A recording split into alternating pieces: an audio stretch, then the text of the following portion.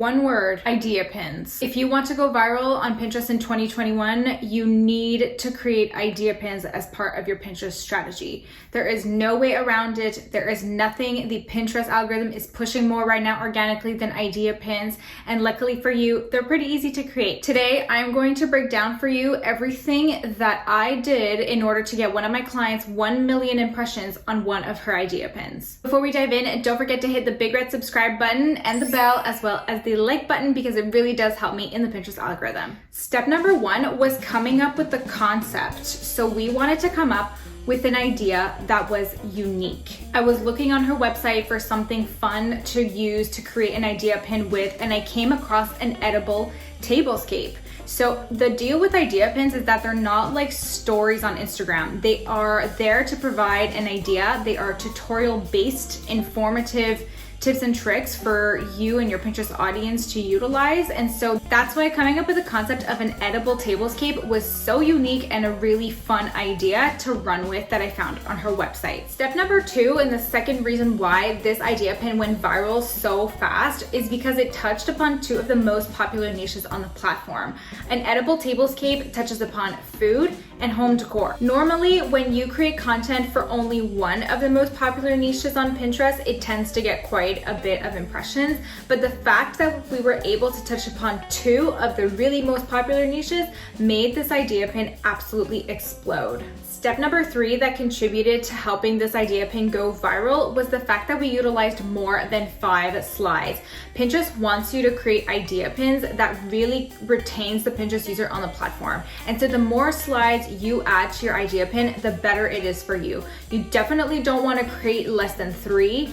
A sweet spot would be between 5 and 10. So her idea pin had about 5 slides, and on every single slide, we had a different tip. So this is really important to remember because it kept the Pinterest user more and more engaged and interested in reading how she came up with her concept and her edible tablescape. Comment below if you actually knew that you needed 5 slides minimum to create a great idea pin, or if this is brand new information for you. So that brings me to step number 4 as to what contributed to the success of this idea pin was really the text overlay that we utilized. So what you want to do is have the very first slide of your idea pin have an engaging title. So not only should your idea pin convey some sort of tutorial based idea, but it should also be an engaging title, and it should also be Pinterest SEO friendly. So the fact that we utilized the keyword tablescape or edible tablescape was a keyword that's already looked up on Pinterest.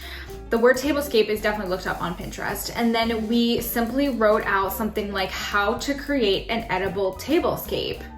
So the fact that it was a how-to was clear indication that it was going to be a tutorial-based idea pin. The fact that it was a tablescape had the appropriate keyword for the pin. And the fact that we wrote edible tablescape made the pin very engaging and intriguing to Pinterest users who haven't come across edible tablescapes before.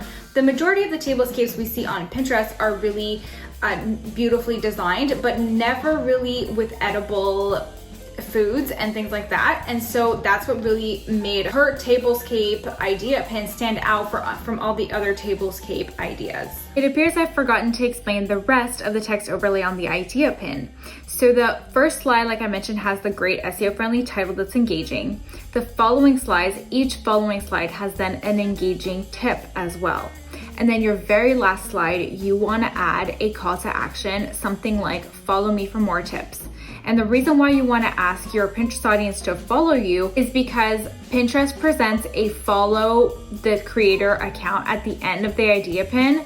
And so you want to reinforce the fact that people can follow you. You add an extra call to action that way, as opposed to adding a second other type of call to action. Now I'm going to explain to you in a minute why you don't want to promote other pieces of content through idea pins. If you need a complete video tutorial on how to create idea pins from scratch, as well as how to learn what the Pinterest best practices are regarding idea pins, make sure to check out my video below all about how to grow with idea pins and how to create idea pins completely from scratch for your business. Step number 5 was utilizing the pin description box in a really specific way. So Pinterest wants you to use that description box not like the other pinned pin description boxes for irregular pins or video pins.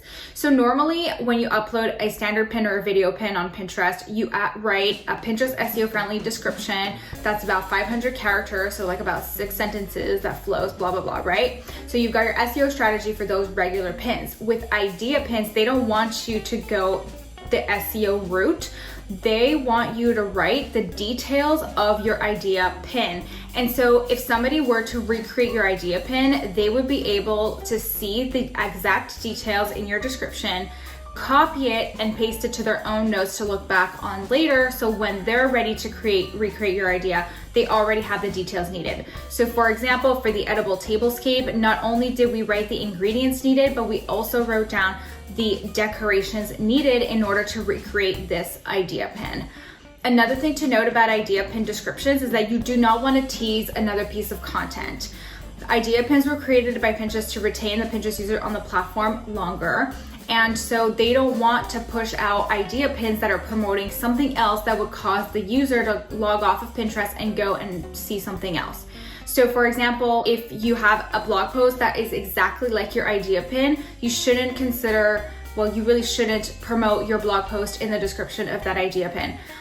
For example, you want to avoid writing something like, check out my blog post for more, or check out my Instagram for more tips. Don't utilize idea pins to tease another piece of content. You want to utilize idea pins to provide better ideas and more tutorials to your Pinterest audience that are already on Pinterest. Moral of the story here, if you want to go viral on Pinterest in 2021, you need to be creating idea pins, and you need to be creating idea pins that have a unique perspective that not only contains beautiful, inspiring images, but that's informative, that does not tease another piece of content, and that utilizes multiple slides to retain the Pinterest user on the platform for longer. Not to mention that you have an added bonus if you really do get pushed extra in the algorithm if you touch upon multiple popular Pinterest niches on the platform, and if you have a completely unique take on your idea. On that note, don't forget to like, comment, subscribe, and I will see you in the next video. Bye for now.